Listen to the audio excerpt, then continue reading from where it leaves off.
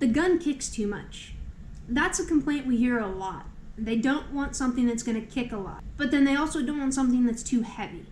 So recoil and recoil management is striking that balance between those two key elements, and then also sprinkling in the shooter's skill level on managing that recoil with proper grip fundamentals. So to break it down, really simple, if a gun is recoiling too much on you, for you to be comfortable shooting it, there's only a couple of different options really to do at that point. One would be to change the firearm.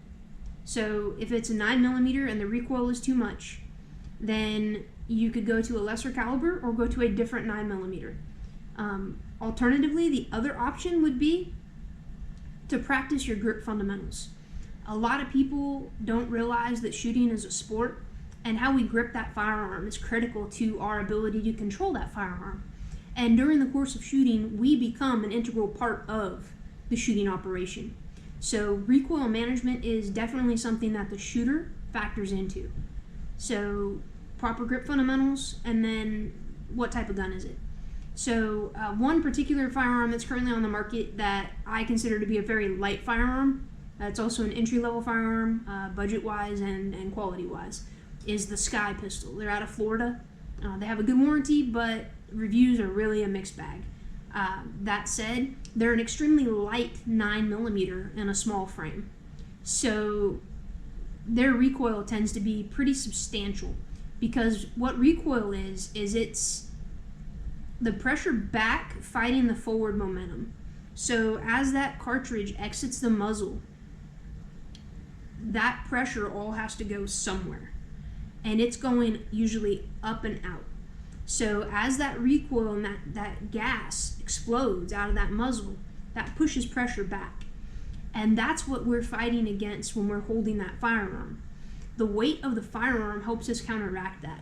So that's why when you look at some of the new carry pistols out on the market, or at least newer carry pistols out on the market, like the Hellcat, the 365, and those are the main two that come to mind. Their slides are fairly heavy. They got some weight behind them to help mitigate that recoil management because the frame is so small. So those are all factors to consider if something kicks too much. Now, when you go down on caliber, you usually go down on frame size. So you might be thinking, okay, I'll get a 380. If your fundamentals aren't good, your recoil management's not going to be any better with that 380 than the 9mm, because the 380s usually come in lighter guns to begin with. So yeah, you're lessening the bullet load, you're lessening the recoil factor from the actual cartridge. However, you're also lessening the resistance weight of that firearm. So if your fundamentals don't improve, you're not going to see any difference in the recoil management. So grip fundamentals and learning how to properly hold the firearm and shoot are probably the top thing for recoil management. Shooting's a sport, there's fundamentals. Hone in on them and get good, and it won't be a problem for you to shoot pretty much any caliber. So thank you for watching. Hopefully this information was helpful. If you have any questions, please drop a comment, let us know, and I'll try to cover any topic that we get interest in. Thank you very much.